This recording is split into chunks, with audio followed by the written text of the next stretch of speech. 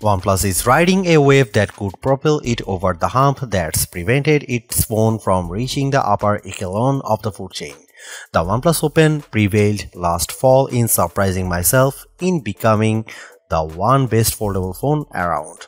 Now there is a chance for the OnePlus 12 to propel the series' reputation to the next level. In my years of reviewing OnePlus phones, they have almost come up short in achieving that premier status bestowed upon the best phones. Usually, the camera performance of OnePlus flagship phones lags against its main rivals, but the OnePlus 12 aims to remedy this in a big way with an upgraded Hasselblad camera for mobile system, newer image processing, and larger sensor. But beyond the camera, the OnePlus 12 also sees the return of wireless charging, which adds to this phone's overall value. And if that's not enough to convince you of the phone maker's never settle philosophy, the OnePlus 12 still cost you no more than last year's model.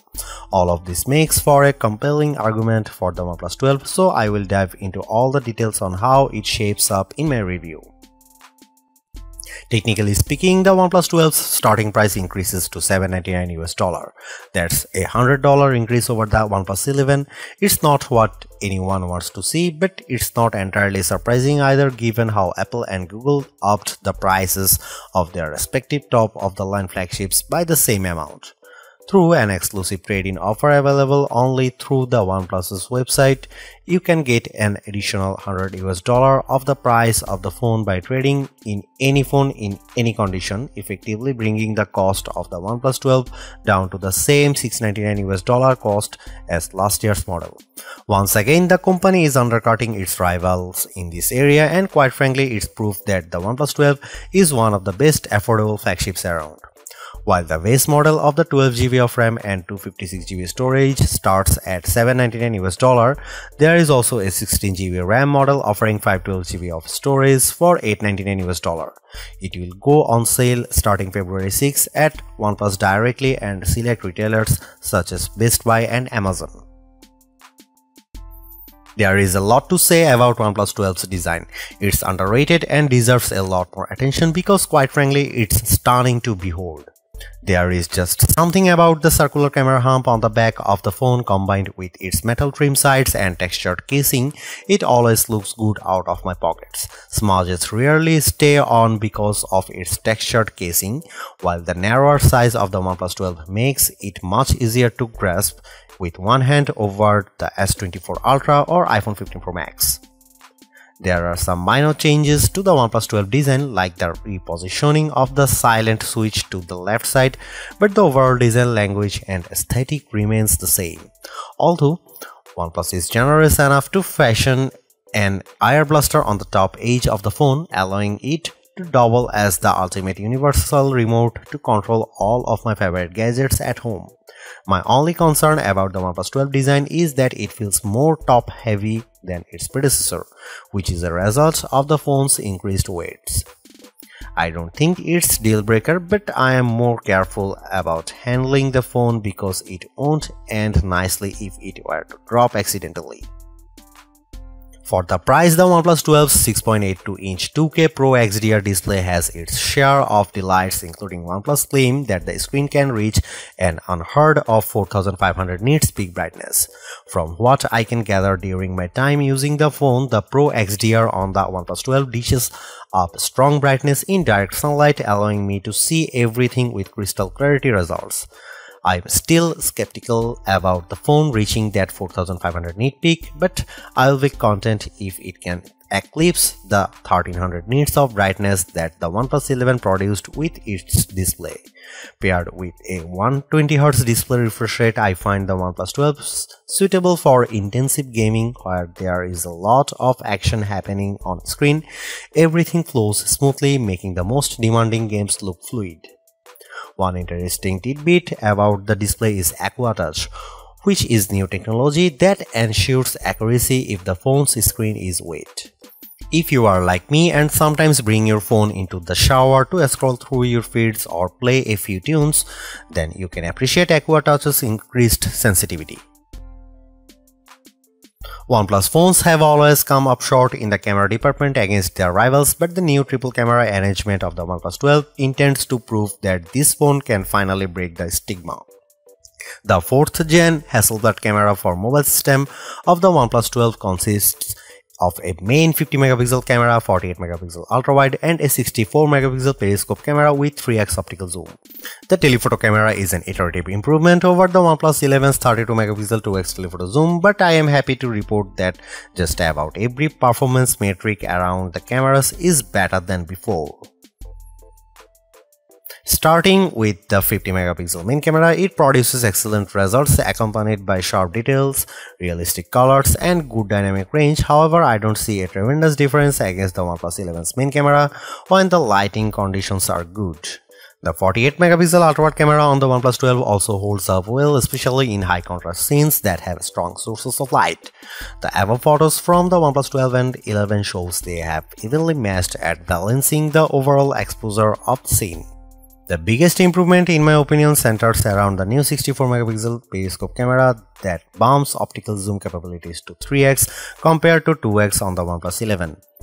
And the help of OnePlus 12's high-resolution sensor, images can be enlarged with a 6x in-sensor zoom and without any degradation to the details. There is no comparison because the 3x zoom photos I captured with the OnePlus 12 are sharper, more detailed than the 2x zoom camera of the OnePlus 11. When I crop into the photos, I can still make out of the higher fidelity look of the 12's photos. Low light performance is a toss-up because I noticed that the OnePlus 12 has a tendency to underexpose scenes and cast a warmer color temperature compared to the OnePlus 11. You can see it in the photo. Here are some camera samples of the OnePlus 12 and other phone comparison. OnePlus certainly caters to enthusiasts because there are plenty of shooting modes and controls to access, in addition to a dedicated Pro mode that lets me adjust the shutter speed, focus and ISO level. You also get a dedicated movie mode with a flat color profile option. Overall, the OnePlus 12 makes considerable gains everywhere around the camera to undoubtedly prove it's better than last year's model. That's a win in my book. But there is more to camera phones now than just producing the best photos.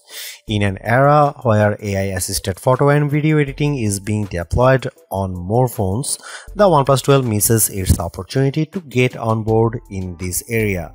You won't find an AI photo features like the ones on, say, the Galaxy S24.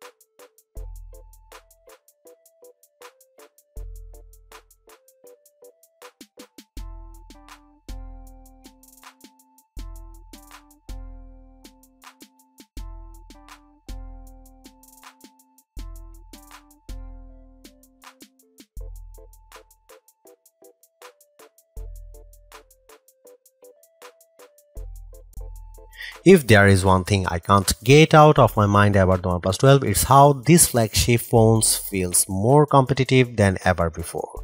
With the reintroduction of wireless charging plus extending its telephoto range even more, it's hard to deny its value over all other flagship phones.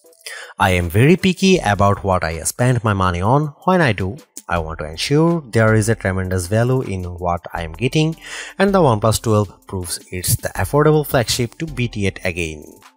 While I am bummed that it's lagged in the AI front, its considerably lower price point paired with everything I mentioned above allows anything on a tight budget to experience a top-notch flagship at the not-so-typical overpriced cost.